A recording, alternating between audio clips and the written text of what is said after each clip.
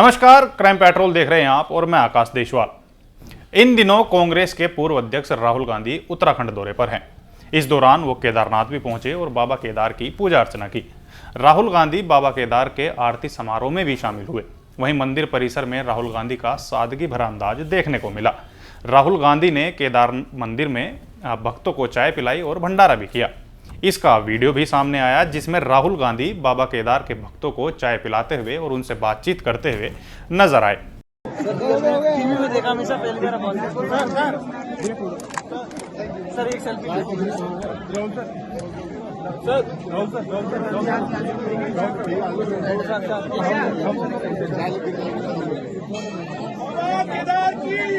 राहुल गांधी की ये केदारनाथ यात्रा निजी व्यवस्थाओं में है।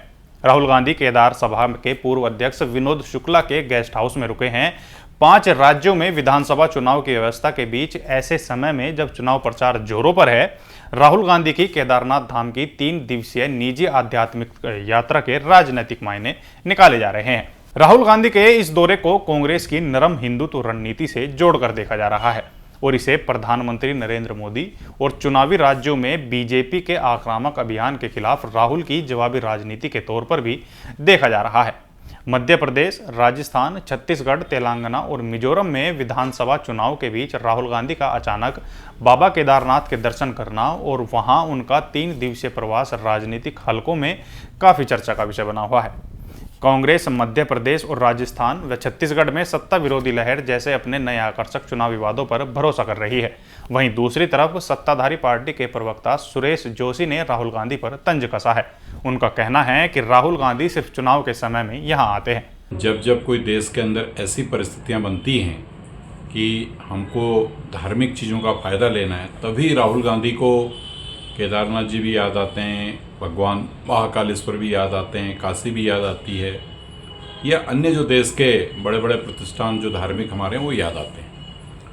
नित्य में उनके मन में कभी धार्मिक भावना नहीं रहती है। लेकिन ये अच्छी बात इस समय देश में हुई है, सनातन धर्म और हिंदू ये एकजुट हुआ है और ये जागा है।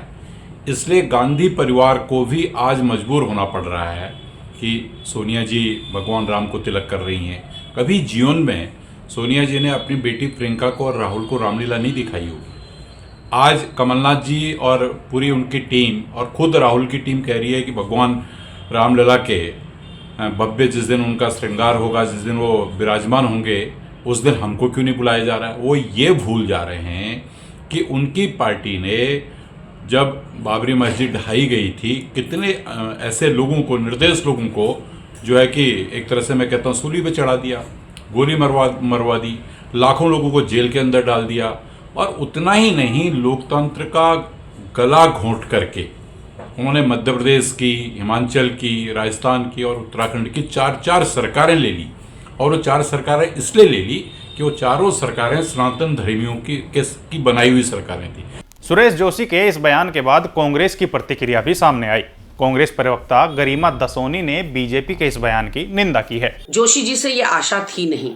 2.5 मिनट के अपने वीडियो में गांधी परिवार को वो जितना नीचा दिखा सकते थे, जितना सनातन विरोधी वो बता सकते थे, उन्होंने कोशिश की। लेकिन मेरा जवाब समूची भाजपा को और सुरेश जोशी जी को ये है कि 2013 में ना देश को मोदी जी का नेतृत्व मिला था और ना ही कोई चुनाव नजदीक थे। वो राहुल गांधी अकेले एकमात्र ऐसे नेता हैं, जब दैवी आपदा उत्तराखंड पर आई तो 19 किलोमीटर पदयात्रा करके एक सुरक्षित उत्तराखंड का, सुरक्षित केदार का संदेश राहुल गांधी जी ने पूरे देश और विदेश को दिया था।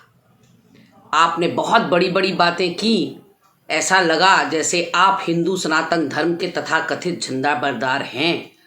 लेकिन उत्तराखंड में कोई मेहमान आया है और उसका स्वागत सत्कार आप इस तरह से कर रहे हैं, ये तो हमारी संस्कृति नहीं।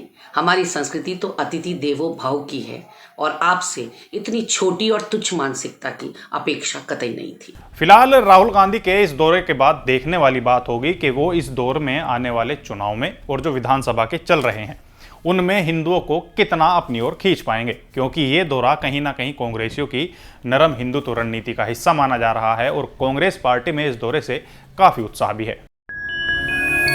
Bureau report, crime petrol.